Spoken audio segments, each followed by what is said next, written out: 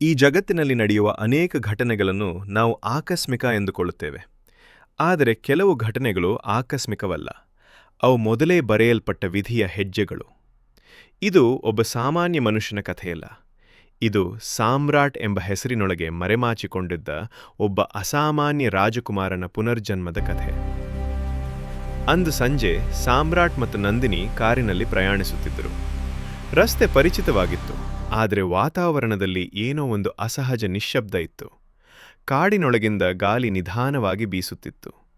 ಆಕಾಶದ ಬಣ್ಣ ಸ್ವಲ್ಪ ಸ್ವಲ್ಪವಾಗಿ ಬದಲಾಗುತ್ತಿತ್ತು. ನಂದಿನಿ ಕಿಟಕಿಯಿಂದ ಹೊರಗೆ ನೋಡುತ್ತಾ ನಿಧಾನವಾಗಿ ಹೇಳಿದಳು, ಸಾಮ್ರಾಟ್, ಈ ಜಾಗ ನನಗೆ ಸರಿಯಾಗಿ ಅನ್ಸೋಲ್ಲ. ಸಾಮ್ರಾಟ್ ನಗು ತರಲು ಪ್ರಯತ್ನಿಸಿದ. ಇನ್ನೂ ಸ್ವಲ್ಪ ಮುಂದೆ ಹೋದರೆ ಊರು ಸಿಗುತ್ತೆ. ಆದರೆ ಆ ಕ್ಷಣದಲ್ಲಿ ಆಕಾಶ ಸಂಪೂರ್ಣ ಕಪ್ಪಾಯಿತು.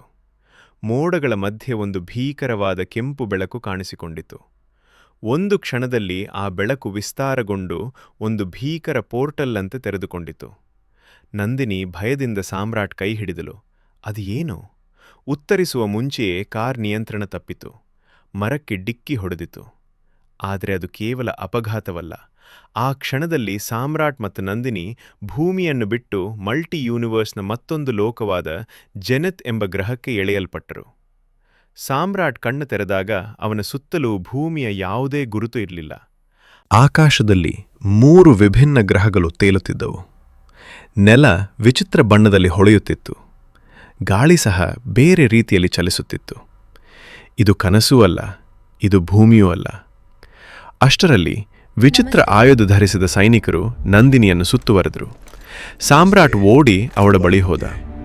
ಆದರೆ ಅಚ್ಚರಿಯ ಸಂಗತಿ ಏನಂದ್ರೆ, ಆ ಸೈನಿಕರು ನಂದಿನಿಯ ಮುಂದೆ ಮಂಡಿಯೂರಿದರು. ಒಬ್ಬ ಸೈನಿಕ ನಾಯಕ ಗೌರವದಿಂದ ಹೇಳಿದ, ರಾಜಕುಮಾರಿ, ನಾವು ನಿಮ್ಮನ್ನು ಕೊನೆಗೂ ಕಂಡುಹಿಡಿದಿದ್ದೇವೆ. ಆ ಕ್ಷಣದಲ್ಲಿ ಸತ್ಯ ಬಹಿರಂಗವಾಯಿತು. ನಂದಿನಿ ಕೇವಲ ಸಾಮ್ರಾಟ್ನ ಪ್ರೇಯಸಿಯಾಗಿರಲಿಲ್ಲ, ಅವಳು ಜೆನೆತ್ ಗ್ರಹದ ರಾಜಮನೆತನದ ವಾರಸುದಾರೆ. ನಂದಿನಿಯ ಕಣ್ಣುಗಳಲ್ಲಿ ಗೊಂದಲ ಇತ್ತು. ಅವಳಿಗೆ ಎಲ್ಲವೂ ನೆನಪಿರಲಿಲ್ಲ, ಆದರೆ ಏನೋ ಒಂದು ಅವಳೊಳಗೆ ಚಲಿಸುತ್ತಿತ್ತು.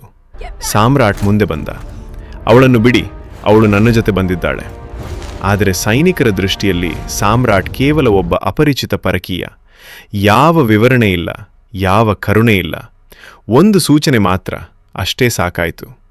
ವಿದ್ಯುತ್ ಶಕ್ತಿಯ ದಾಳಿ ಸಾಮ್ರಾಟ್ ಮೇಲೆ ಬಿದ್ದಿತು. ಅವನ ದೇಹ ನೆಲಕ್ಕೆ ಬಿದ್ದಿತು. ರಕ್ತ ಮಣ್ಣಿನೊಂದಿಗೆ ಬೆರೆತು ಹರಿಯತೊಡಗಿತು. ನಂದಿನಿ ದೂರದಿಂದ ನೋಡುತ್ತಾ ನಿಂತಳು.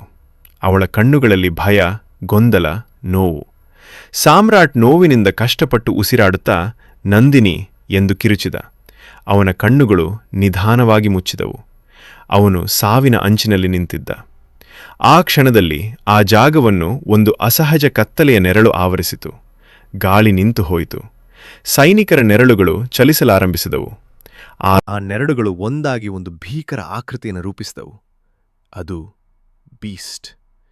ಇದು ಸಾಮಾನ್ಯ ಪ್ರಾಣಿಯಲ್ಲ, ಇದು ಆತ್ಮ. ಸಾಮ್ರಾಟ್ನ ಹಿಂದಿನ ಜನ್ಮದ ಆತ್ಮ ಸಂಗಾತಿ.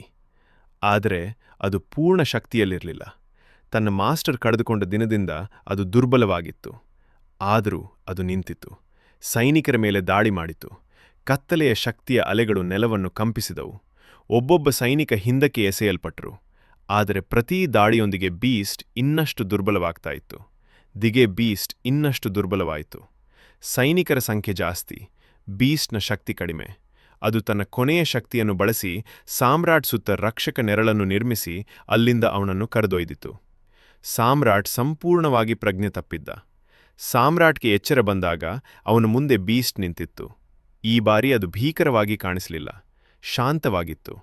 ಬೀಸ್ಟ್ ನಿಧಾನವಾಗಿ ಮಾತನಾಡಿತು.